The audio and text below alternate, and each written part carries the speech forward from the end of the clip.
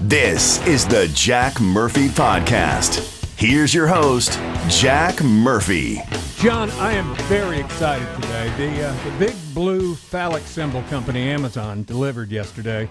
I made a decision late yesterday afternoon about two things. One, my computer has not backed itself up in like 9 months because my external hard drive failed.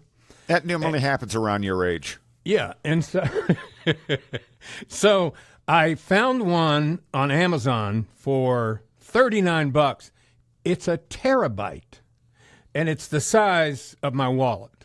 A terabyte. How much is a terabyte? That's like the most you can do. There's multi-units of terabytes. Is it more than 1.1 gigawatts? I don't know, but it's a lot, I can tell you that. My old one was half that size, and it was only about half full when it failed. But anyway, so I ordered that, and as you know, I'm getting ready to move. And so I've been investigating the price of cable and wireless internet and all that stuff. And I said, you know what? I'm not going to pay $80 or $100 a month for a TV package that I never watch. Right. I never watch TV anymore. Never watch TV. The only reason I watch TV is just to sit on the couch for a little while and chill out, but mainly I'm on the computer. Well, I mean, I watch TV. I just don't watch what they have on Spectrum or Time Warner or whatever. YouTube. I will watch YouTube on TV. Netflix, Paramount Plus, whatever. So I ordered a digital TV antenna yesterday, and it cost $9.99. Have you ever had one of those? Well, let me tell you what happened. So I placed this order. I was messing around about 4:55 yesterday, and this alert that said, order in the next 4 minutes and we'll deliver it now. And I said, okay. So I ordered it, and I got both things for under $50, and they delivered it to my house like at 8 o'clock last night. So I got up this morning first thing, and I plugged in the backup thing, it backed up my computer, but I hooked up the digital antenna, and I get 33 channels clear as a bell in 4K with this digital antenna. And you feel like you're big. Yeah, you feel like you're getting away with something, like you finally got a good deal on something. Yeah, so I'm getting all the local channels, ABC, CBS, NBC, and Fox. And then the ones that you didn't want in the first place, that's why you canceled, but now you get them free. Actually, I do want them because this fall I want to watch Georgia football. I like to watch golf sometimes on Saturday and Sunday. There's certain sporting events that are still on the networks I like, and when there's really severe weather, I want to be able to turn that on. But there's a bunch of UHF channels on there that has some programming, plus all these. Oh, you mean like the channels that have like Three's Company and the stuff Andy Griffith? You like. The stuff you like. Yeah, it has offshoot the Waltons. Channels. The Waltons. Yes. And then all the main channels have sub-channels, digital channels. Like there's, Channel 9, and it's 9.2, 9.3, 9.4, and they have alternative programming. I don't know if any of it's any good. But anyway, the point is, I'm not buying the package. You know what I'm going to do? I'm buying AT&T Fiber, and that's it. I just cut my whole bill in half. And so how much will that save you over the course of a year? Well, it's going to save me $80 to $100. I mean, I had not made a decision on which package I was going to get, but it'll roughly say, let's say $800. Why are you looking at that? That's pretty good money. See, that's righteous money. Yeah, $800 is $800. So I'm excited about that. Also, real quick, I just want to notify you of something. I'm a stats guy. I'm all about the data. I don't like siloed data. I'm progressive, and I like the data. You're a progressive numbers guy. I study the math. You know that. Yeah. So I went on to Podbean. It's almost embarrassing to say that and Podbean in the same sentence, but let me explain to you. Podbean is a pod hosting platform. It's also a distribution platform. You set up your podcast on Podbean, and then Podbean distributes to every known platform there is. All the other places where you find podcasts, Podbean shoots them out there. And then they provide you with constant analytics on how your podcast is doing. Our podcast, through the roof. Through the roof. It's up 100% in every category. Wow, 100%. 100%. Now, we were starting from zero. Yeah, explain that, Mr. Numbers guy, how that 100% works. So even if only one person watched, technically it would be up 100%. That's a win, baby. Our subscribers are going through the roof too, so I'm excited about that. I don't know. Those two things just put me in a good mood. I'm saving money. I'm getting free television, and the stats are up. I'm glad you're in a good mood. I'm kind of in a pissy mood because I get on that stupid Facebook. Yeah. And you've heard What's wrong? What's wrong? Well, you've heard of grammar Nazi? I hate those people. I hate them. You know, when you think you're making a really good smart aleck comment on somebody's post, and instead of using YOU''RE, you do YOUR, and they go, "How can I take you seriously? You don't even know how to spell." And you know what I say to grammar Nazis? I say, I like to say, so you don't like music? You also think anyone who doesn't speak English as a primary language is stupid because somebody speaking broken English might be, the smartest person over in China. But it's usually girls who can't win with logic, so they get you on technicalities. But that aside. Okay, so we've established that we don't like grammar Nazis. Well, I'd like to add meme Nazi. I'm not sure I'm familiar with what a meme Nazi It's is. somebody who friggin' fact checks your memes. There was one today. Give me an example. All right, well, I posted one, and it's something about starting next year, all U.S. car makers are going to have a kill switch where, they can remotely stop your car from anywhere as a safety feature. And some lady... You mean the owner or the government? The government can shut your car down starting next year. That's not true, is it? Yeah, well, the point is, some lady wrote, well, I'm certainly not going to let them implant a brain chip. So one of my friends gets on there and says, actually, the legislation next year doesn't say that. Representative. I'm like, shut the hell up. You meme, and it's a dude, which makes it worse. Just shut up. So start using meme Nazi internet. By the way, we had some pretty severe thunderstorms come through the area last night, John, and I wasn't even aware of it. I slept right through it. I was so exhausted. And I got up this morning. Wait a minute. Wait. Why were you exhausted? What do you do that makes you exhausted? I get up at 5 o'clock in the morning. I walk 5 miles. I work out, do the podcast, do voice work all day. And now we're packing stuff up and moving stuff to the house we're moving to. So just had a long day. Plus, all those rising numbers on Podbean, very exhausting. All those analytics going through my head all the time. Exhausting. Remind me to get into that a little bit later on, too. But anyway, this morning, I get up for, we call it doggy boot camp now. I'm walking my dogs and a friend of ours' dog, too, every day. Anyway, I get ready to go out the door, and it's raining. And I checked the radar on my phone, and it didn't look too heavy, so I put on a rain thing, and I took the dogs, and we walked 5 miles in the drizzling rain. Poncho in the rain. And we finished it, and on the way home, shout out to the fat guy I saw jogging. When you say fat, he's about 320, 350, and he was jogging. It's not good for someone who weighs that much. Should not be jogging. It's bad for their ankles. I would agree with you, and I didn't know him, or I would have stopped and said, "Hey, you're better off just walking." It may walk twice as long as you would try to jog. But he was struggling. You could tell. I could just see some hot chick in his brain that he was jogging for, or his ex. Something, but he's out there in the drizzling rain jogging, and I just said, "You go, man." You know what? Go. I was going to send you a song I was listening to this morning. I was out on my walk, and I was going to send it to you. It was a good cardio song. I can't think of it. Actually, it was an old Four Top song. Remind me to do that. That's just an aside. Sugar Pie Honey Bunch? No, it's a song called I Can't Help Myself? No, you remember the song When She Was My Girl? Oh, My Girl, yeah. Yeah, when she was the Four Tops or the Temptations? It's the one that came out in 1981 where he goes, she used to be my girl. My girl. Yeah, I was going to send that to you because I just thought I knew you liked the oldies.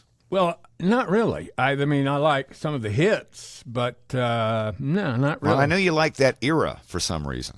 We had a text thing going on this morning, and I put this on Facebook. I posted on my Facebook page and on the talk, by the way, along with a anti-communist rant I did this morning on the TikTok that you might want to check out. But I don't even know how we got into the conversation, but we were talking about, how did we start this? I think our friend John Matthews said something about the best album of all time. Let's just call him from now on Matisse. That's his artist name, Matisse. Yeah, he has so many aliases. Let's just go with Matisse. But anyway, we were talking about what? I don't know about music. The best album of all time. I think we were talking about radio production libraries or something, and the conversation came up. What was, in your opinion, the best album of all time? And so it got pointed at me first for some reason, and I said, well, I would kind of have to do that by genre because. Yeah, you have to turn everything and you have to make things difficult. I mean, best album, like I can't compare Hank Williams Jr. to Styx or something like that. And they said, wait. No genres. You just got to pick one. You got to pick best album of all time. I went with Abbey Road from the Beatles. That sucks. That sucks. It's one of the biggest albums ever. Yeah, You're talking about a Hank Williams album. Nobody knows Hank Williams I didn't say albums. that Hank Williams is my favorite. I was just using that as a genre comparison. But since I made my choice this morning, I've rethought it about 10. It's all I've been able to think about. It was my choice. Any BTO in your library? So I like BTO. Let me see if I can guess because I'm looking at you and I know you. GFR. I also like GFR, Grand Funk Railroad. We're an American band. Sweet, Sweet Connie was doing its stuff. I'm going to say one of your best albums would have to be a Bad Company album. I love Bad Company. I said that the other day. Did that make Allman Brothers, Eat a Peach, one of my favorites. But we were talking. Anyway, what I said, my answer was this. It's an old album, but it has stood the test of time. I can still sing along with it. It makes me happy to listen to it. And it was Fleetwood Mac, Rumors. Mm-hmm. I think it's one of the greatest albums ever made. But, there's just so many other ones that I like. And then I thought, what about Pink Floyd? What about Led Zeppelin? What about Supertramp? When I was a kid, I had 2 Columbia House accounts. Columbia House Record and Tape Club. I used to rip them off so bad all the time. I would get the free albums, the tapes. That's where I learned the album, actually the cassette of Rumors, and I would sit on my back porch. I didn't have any friends, and I would smoke cigarettes. Yeah. And listen to my think about Stevie Nicks.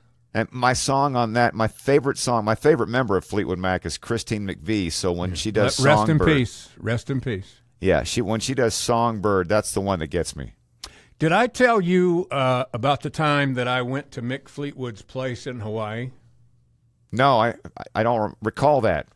But you got to tell me now. Don't do this. We'll tell you on a future podcast. You sure you don't want me to save it for another time? No, I want it now. All right, so here's what happened. So 12 years ago, when I was unceremoniously dismissed from my radio program, we took some trips. We went to Bora Bora. We went to Maui a couple of times, all within about 3 years.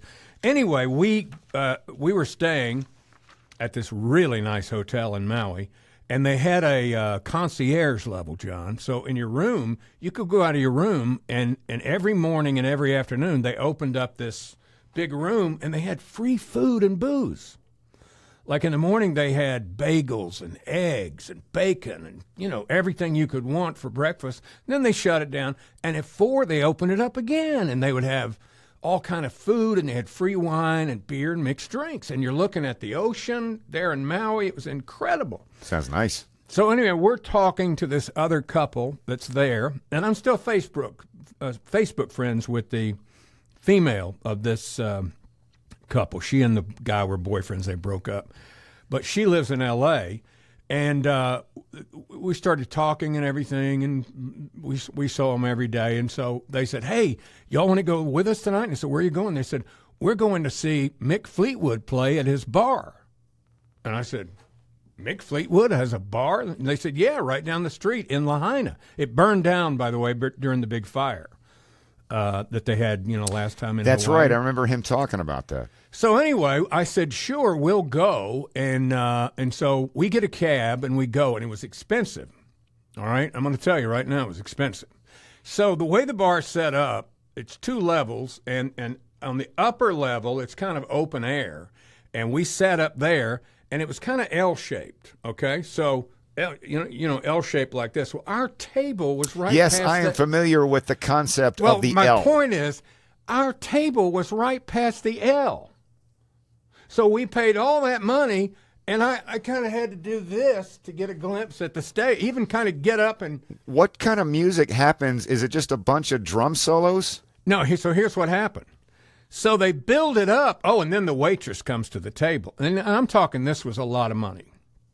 So then the waitress comes to the table and you get ready to order. And of course, we have a cab. We're drinking some wine or we're going to drink some drinks or whatever. And so she said, hey, by the way, you know, Mick has his own own wines. And she said, if you buy a bottle of his wine, we'll probably get him to sign the bottle for you. And I went, that'd be pretty cool. Have an autographed bottle of Mick Fleetwood wine signed by Mick Fleetwood, right? So I'm the only sucker in the group that goes for that. And I order, and it was terrible wine, and it was like $150. And I felt so stupid for ordering it. And the food was overpriced, and the food was mediocre. The place is packed. Did he come over and sign your bottle? No, he did not. We'll get to that in a minute. But anyway, the band comes on, and it's a couple of local yokels. This woman, she was an okay singer, and then was she wearing a lay and playing da da? No. They were playing covers of Fleetwood Mac songs, basically. But then they had a drummer, and then Mick Fleetwood was back there with like a snare drum, and the dude was, I mean, he was old and decrepit looking. He really was. And he had the snare drum. I mean, that's basically it. The instant they started playing, I turned to the couple. I said, I feel really ripped off. And they said, so do we. And he talked a little bit and just mumbling. You couldn't really understand what he was saying. So that was the show, just him just playing, you know. I mean, they did about, I don't know, 7 or 8 songs, and he sang a little bit. And did that. Here's the thing but he wasn't like the drummer in this little band. He was kind of the backup drummer. Here's the thing about Mick Fleetwood. He's not John Bonham. He's not Keith Moon. He's not known for his, you know, he keeps a good beat and made some good drums. Yeah, that was it. Yeah. So anyway, we're there, and I was not impressed at all with the experience. And we get ready to go, and we come to the waitress. We say, hey, we got to go. How about getting that bottle signed? And she goes, well, he's backstage resting. And I went, from what? You know, he's been doing this for a couple of minutes. Anyway, we wound up not getting the bottle autograph. So this girl that was with us, she's this Jewish girl from L.A. She was great. And she said, we're not leaving here without getting that bottle signed. That's a ripoff. And she just got in their face and went after them. Anyway, we still didn't get the bottle signed, but anyway. I kept thinking the story was going to get better. It just didn't seem that was to. it. I got ripped off. I spent a fortune on a ticket to get in. I spent a fortune on dinner. I spent a fortune on bad wine, and I didn't get it autographed. Well, That's let me tell you, you're and spending still, a lot. I gave them the best album, Rumors. Even after all that cheap wine drama. That's exactly right. You know, it's a good thing that you have learned to pinch a penny, because you and I now talk about picking up pennies and change and looking for deals. I have some cost-cutting news, but there's been shrinkflation at the Walmart. Shut up. What now? How much cheaper can Walmart go? What are they doing now? The dollar pot pies, the dollar beef pot pies are As we both have said, they're far superior to Mrs. Calendar's or anybody's. The cheaper the pot pie, the better it is. They are still $1, but with less beef and more gravy, and it's kind of a bummer. I don't like the beef. I'm a chicken pot pie man. I'm guessing the chicken ratio of meat to gravy is about the same as the beef. They're cutting back on the beef. What would you say if you had to guess? I'm a data man. I like the numbers. I'm analytical. Numbers guy. What's the percentage you say of beef to gravy? And I'm a numbers guy, too. I will probably say there's probably about 30% less beef than there was. A noticeable difference of less beef chunks. Well, beef prices have gone through the roof, but they've kept the price the same. Pretty soon, it'll just be all crust and gravy. Hey, that'll be all right. The gravy, they should have put more potatoes or peas in it or something, but it's just more gravy. Just more gravy. Yeah, it's like a soupy little pot pie. That's sad, isn't it? And yet, that Nancy Walton is still sailing the oceans in her 800-foot private yacht with a crew of 40 serving her. Yeah, I'm glad that she's. Do you think she eats like great value pot pies? Do you think the Walton family? I don't think feeds their dog Old Roy. Her little Shih Tzu or whatever kind of dog she has is eating Old Roy, and they're not eating any pot pies unless they're handmade by their French chef. I've often wondered if, like, the CEO of McDonald's takes his family out and goes to McDonald's, because that's our company. We got to support our company. Not at all. By the way, I have some good news today about wokeness in the world. You know, Europe is the worst place for wokeness. We all know that. I mean, they are absolutely the worst. And the old phrase, "Go woke," or best, depending on how you view it. It's worse. The old phrase, go woke, go broke, couldn't be any more true than it is this morning for our friends at the Jaguar Company, formerly makers of fine automobile sports cars, some of the most coveted old sports cars out there, the XKE and all those cars. Listen to this. Did you see the latest commercial campaign they did a while back? I think I know what you're talking about, but this Where really... it had all the trans people dressed up like ballerina. It didn't even mention I did cars. see that. And the reason I didn't pay a whole lot of attention is because a Jaguar is never really going to work its way into my life story. Me either, but I've always liked the look of the old. They were terrible cars, pretty much, but they used to sell a lot of cars. Listen to this. Jaguar. It used to be a name brand car. People don't talk about them much anymore. Jaguar sales plunged 97.5% in Europe after this ad campaign. Wow, that's big, and you're a numbers guy. This disastrous copy-nothing woke rebrand, listen to this. They sold 49 cars in April across the entire continent of Europe. 49 cars. Wow. How long do you think they can keep that up? Not long. Not long. Now, aren't they owned now, though? Isn't Jaguar owned by Tata? I know they own Land Rover. You know, there's an Indian company that makes these little cheap cars, but they made so much money they started buying up. When you say Indian, do you mean Native Americans? No, I mean India. They started buying up some of the big brands. They bought Land Rover. Again, news that doesn't affect me. I think they bought Jaguar. But they won't be happy. It will be no more woke advertising. Let me say that right now. I'm driving around in a Ford Taurus with the check engine light on. I'm not thinking a whole lot about Jags and Land Rovers. John, if you had the cheap digital TV antenna that I had, it would be exciting. It would be dismaying to you, rather. But you do have a TV package of some sort. But this must be your favorite time of the year. It's Hallmark Channel's annual Christmas in July programming. I've been seeing a lot of ads for that during the Waltons. It's kicking off this Saturday, and it'll include reruns of fan-favorite movies as well as new docuseries about last year's inaugural Christmas cruise. You ought to try to get on that, the Hallmark Christmas cruise. I'm going to spend our nation's... You might run into Alpha Trevette on that cruise. I'm going to spend our nation's birthday this weekend having a Meredith Baxter Bernie marathon on the Hallmark Christmas Channel. Awesome. But I bet that the Waltons' Christmas Homecoming will be on this weekend at some point. You're right. I'll have to check my local listings, but I do not have plans. Oh, by the way, our friend Matisse has produced a new transition piece to drive more subscribers to the channel. Great. Let's give it a look and see what you think.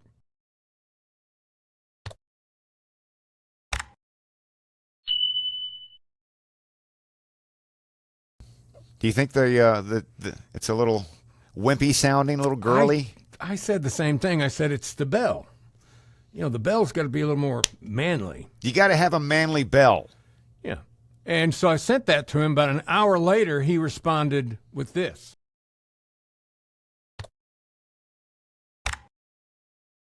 Hey. Which, of course, is even less manly, more simpy than the first one. I actually like that one a little bit better, though. That's nice. Anyway, you know, that's going to get us 5 subscribers right there, just that graphic. So this morning I did a little rant on the TikTok about this guy that may get elected as the mayor of New York, Zohan Madani. He said he doesn't believe there should be any billionaires at all. Oh, he's one of those? And he wants to... He used a phrase. He says he's a socialist, but he's a communist. There's no doubt about it. And he eats rice with his fingers. I can't stand that. But one of the things that communists say in their manifestos and all the things they do is to... Something about borscht? Seize the method of production, which means take over businesses. That's one of his things. He says he wants to do all these things, and he goes, and eventually we'll seize the method of production, which means the government takes over the business and runs it into the ground, and everybody starves to death, and you have another revolution after that. That's what always happens. Well, aren't they already talking about government-run convenience stores? Government-run grocery stores. That's Yeah. his thing. He wants to open 6 government-run grocery stores. And let me tell you, in New York City, if there was a way for them to open more grocery stores and sell groceries, they would. But it's so expensive and No real cost estate. prohibitive to get into the place, and the real estate's so expensive, and you can't get a truck into Manhattan anymore without Will it be paying. taxpayer funded? Of course. Will there be Subsidized. special deals for New York City citizens? Well, he says the prices will be lower and all this, but I think there'll be a big line, and they'll go 1 loaf of bread, 1 bottle of water per person. That's it. yeah, we've kind of heard how that works out when the state is in charge Cuba. of food. Cuba. Just look at Cuba. That's a perfect example of it right And there. America during the Depression. Well, I don't want to be negative or anything, John, so let's move on to some more entertaining news. I just want to ask one question about this. Why, this coming weekend, 4th of July, they're going to release Jurassic World Rebirth? I kind of want to see it. Why? The last 2 or 3 have been so terrible. The last one was awful and Yes, unwatchable. terrible. With Fallen what's Kingdom. his name? Chris. Chris Pratt, he's all right, but he Chris wasn't even Pratt. in the last one much. He wasn't? I didn't even watch the last one then. The last one I saw had Chris Pratt, and it was terrible, where those animals that used to eat you, he was calling them like they were Yeah. dogs. Come here. He was the dinosaur whisperer. But I still want to see it. I kind of got a thing. I have an affinity for the Jurassic Park series. No, I don't. Because the first one, obviously, was one of the greatest movies of all time. And when I saw it, I was like, that's fantastic. The first one, yeah. And The maybe second one, I like. one. I like the third one. I like them all, but the last 2, I don't. Well, the premise on this one, it's 5 years later. It's always 5 years later. It's always 5 years later. And a pharmaceutical company sponsors a secret mission back to one of the islands because they want dinosaur DNA to create a drug that can save human lives. Dino DNA. They've done this. This is a trope of a plot. It's always a bioengineering company looking for a cure to something, and it only Yep. lies in the most dangerous animal on Earth. Dinosaurs. It's always dinosaurs. But let's think And- about this. This movie series started 32 years ago. Mm-hmm. So like a kid who's 16, 17, Yeah, they don't have a clue. they don't care about old-timey And movies from it the olden obviously days. obviously makes money, or they wouldn't keep making them. Yeah, and but I just... very few things are making money now. I mean, that new Brad Pitt movie's doing well. F1. I kind of want to see it. I mean, they run out of ideas for movies, Brad but Pitt I is just... so hot and so manly. I want to see him drive that car. Ooh. F1? Yeah. That's the top movie right now. Everybody's really- talking about it. I have no interest in seeing that movie. By the way, they're going to slip Scarlett Johansson into this new dinosaur movie, too. She's almost aging out. She's almost a little old for most Hollywood's taste. She's 40, 41. That's old. So, unfortunately, the island is now home to all the dinosaurs that were too dangerous for the original park, and they have mutated because of the failed experiments that were done on them, and they're even more dangerous. Life will than find they a way. were before. Okay? Again, it's the same premise as like every other Jurassic Park. They find a new park where all the animals have morphed into something else. Yeah. Transitioned, as Now, it were. Obviously, that's very popular, that Jurassic Park. But let me ask you this. I've started, I'm an analytics guy, numbers man, data, all that stuff swirling around in here all the time. I've started looking now every day at what's trending on TikTok. This is worldwide, right? This is everybody in the world is on TikTok. So you look at Except me. and look at what's trending, and you got a kind of idea of what's cooking in people's mind. And now that I've looked at it for a few days, John, I figured something out. You know how all the television stations all seem to do the same stories? Sure. And I think a lot of that is the fact that most local television stations are all owned by 1 or 2 or 3 big corporations. And they write a promo and they say, okay, I want this to run on all of our stations. I want the editorial slant of all of our stations to be like this. But more and more, I'm thinking all that comes from these data sets. Because if you looked at that TikTok thing and you tried to create content based on what people are interested in, I think you'd be a total failure because I don't watch any of the people, I don't follow any of the people that are doing any of that kind of stuff on TikTok. You know what the number one thing on there right now is? What? Squid Game.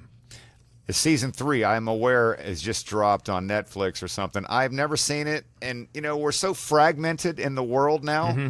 I don't know what's going on. I don't care about the trends. It doesn't mean I'm a crusty old bastard. It means that we're all living our lives now. Right. And so I tried to watch one thing of that Squid Game. It was kind of like Fear Factor, but they're all speaking Japanese. I didn't get it. I'm just not into it. I've never really followed the trends, and now there's so many trends and so many directions to go. We're all kind of just in our own little world now, so things could be trending that I have no knowledge of at all. So I read last night, and I looked at it again this morning, and I still can't believe it. It was a story about top 10 songs that have something, and you'd think I'd know this, being in the broadcasting industry for so long. Do you know what a diamond is? 10 million selling album? Yeah, 10 million selling song. And there's not that many of them. Songs that individually have sold 10 million copies. But they've come out with a list of the top 10 of them. And you know how we love the list on this show. Give me the top 5. Well, I want you to guess. See if you can guess any of the top 5. I will always love you. I don't think you can guess a single one of them. I will always love you, Whitney Houston. Hold on a minute. These are all country songs. Oh, country songs? Top 10 diamond country songs. 10 million copies or more of an individual song from the country genre. It's Your Love, Tim McGraw and Faith Hill. No. Country Boy Can Survive, Hank Jr. No. The Chair by George Strait. No. Friends in Low Places by Garth Brooks. No. Boy, if you miss this one, I'll be right. The Dance by Garth Brooks. No. I didn't know any. I told you, I didn't think you'd get it. I wouldn't have gotten any of them either. Here they are, the top 5. Number 5, Heaven by Kane Brown. Not even sure I've heard it. Golly, that. 4, Cruise by Florida Georgia Line. Okay. 3, Wagon Wheel by Darius Rucker. I never got that. That's like one of the most popular songs ever, and I absolutely hate it. And it's a weird song. It was written by some folk artist years ago, and he couldn't even finish the song. I don't like it. And then Darius came along and added some stuff to it, but he rocks me, baby. It's just one of those. Good for him. I'm just not into that. Number 2, Tennessee Whiskey by Chris Stapleton. That's not surprising. Never heard it. Yes, you have. I have not heard it, and I work at several country stations, and shut up. I don't listen to the music. All right, listen, you got to go. No, I'm not interested. Go watch the live version with him and Justin Timberlake. I'm not interested at all in Chris Stapleton. Number 1, In Case You Didn't Know by Brett Young. That's the most downloaded country song? No, it's the most sold country single. In the diamond category. Sold over 10 million copies. That's hard to believe, isn't it? How much is a download? $1.29? I don't know. I've never bought a download. I can proudly say I've never bought a single download. Maybe back during the Apple iTunes era, I bought some Apple iTunes, but not many. All right, let's break this down. Let's break it down. I like to break this down for you because I'm a numbers guy. Let me tell you what guy. I did real quick. Here's another money saver you'll love. Remember the old gold discs? Yes. That you had at the radio station on CD? Matisse copied all of them on a hard drive and gave me a copy. Sweet. Of all the CDs the station had. And I've got it on my phone. It's awesome. I listen to it all the time. All the 80s hits, 90s hits. So if a song sells 10 million copies at it's called a diamond. A diamond. And it's called and it's $1.29. I think that's what a download is now. It was 99 cents for many years. That's $12,900,000. You split that with Apple, so you're down to 6.5, and then you got to pay tax on that, which is Wait a minute. I think you're wrong. I don't think you split it with Apple. I think you the split record it with whoever. company. I think the record company pays you a small royalty on each copy sold, and then the record company splits it with Apple. Well, I was going to whittle it down to. It depends on your record deal. I was going to whittle it down to the artist gets about Nearly maybe $40,000, $50,000 when all is said and done from a Diamond album. I don't know if Diamond it's song. that little, but it very well could be. I know they get shafted a lot. But if you have a diamond, you can go out on the road and make millions of dollars touring. I know that. The songwriter will make more than the singer. Probably so. I told you that, when I went to Naples recently and I was invited to that fundraiser with Luke Bryan, and we're in this, not a big room at all. It was a barn, but not a big barn. And Luke Bryan, it was for his charity. And Luke Bryan was there with two songwriters. I didn't know either one of them, but one of them had 62 number one songs, and the other one had 31 number one songs. And I told my cousin, I said, the two songwriters are probably about as wealthy as he is. Probably more. And, he's made all that American Idol money now. And There's more in publishing than there is in performing. yeah, there's a lot out there.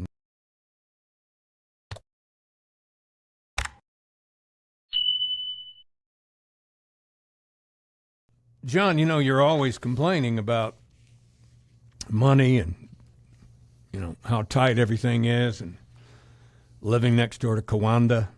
By the way, when are you going to get her on the podcast? I'll have to let her know. And next time I see her, she got her a car now, so she's I know, never her home. married boyfriend bought it for her. Yeah, she's never home, so I'll have to wait She's next probably time I over see at the her. married. She's not over at the married guy's house, so where is she? I'll ask her next time I see her. She's You never should home. ask her that question. You should say, since you got the car, you're never home, and I know you can't go over to the married man's house that bought it. Maybe they're meeting up at a motel or something. She's probably got other backups out there. She might have. But anyway, I just wanted to pass this on to you in case you wanted to know. There are places right here in the United States that will pay you to move there. Interested? It's probably these rundown little towns. No. How about Topeka, Kansas? Are they running out of citizens and they need to replenish their tax base? They'll give you $15,000 to put toward a new home. Newton, Iowa. I wouldn't move there for the $10,000 that they give you. They should give you more in a town like that. I mean, if you want to make me move out there, you got to make it worth my while. $10,000 is not going to make me want to move to Iowa. How about this? Ketchikan, Alaska. They'll give you $2,000 and free internet. Let me tell you, I went there one time. You don't want to go there. Just have you? Go there to visit. And I went on one of those cruises that goes in the inside passage up to Alaska. It's terrible. Yeah, but it just seems like nice and peaceful up there. It's absolutely terrible. And West Virginia, they'll pay you about $12,000. I've heard of this happening, but again, you got to give me some real money to make me uproot my life and move somewhere. I agree. It's not enough money. I have my price. If you could say we'll give you $100,000 toward a house. What about this? What if they gave you $100,000, but they cut off one foot? And I got to move to Virginia. And you got to move to West Virginia. I don't know. That would I think slow moving you to West down. Virginia. That would slow you down when the boys come up the holler. Yeah, you wouldn't be able to run away as fast on 1 foot. I want to ask you one final thing on today's Jack Murphy podcast.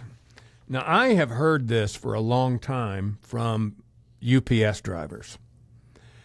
Did you know that UPS, now I don't know if this is fact or not, but I've had them tell me this.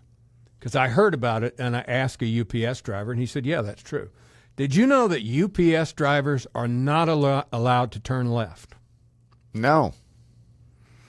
They only turn right because they've got data and analytics that it's faster.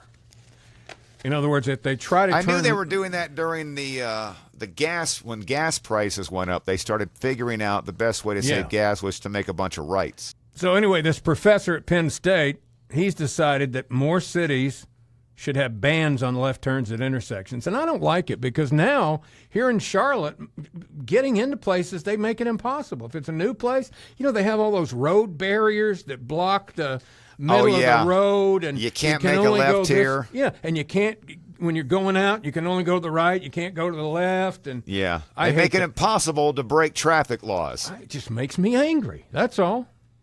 Anyway, we're going to wrap up today's edition of the Jack Murphy Podcast. We want to thank you for joining us. And remember, we're trying to get to 176 subscribers. By our nation's birthday of 1776. Yes, by this coming Saturday. So Go to YouTube, wherever you get your podcast, like and subscribe to the Jack Murphy Podcast. We'll see you tomorrow. Thanks for watching the Jack Murphy Podcast. Remember to like, subscribe, and ring that bell. Go ahead, ring it. Get alerts when a new episode drops, and tell your friends about the Jack Murphy Podcast. But only the cool friends, please. Tune in next time for another episode of the Jack Murphy Podcast.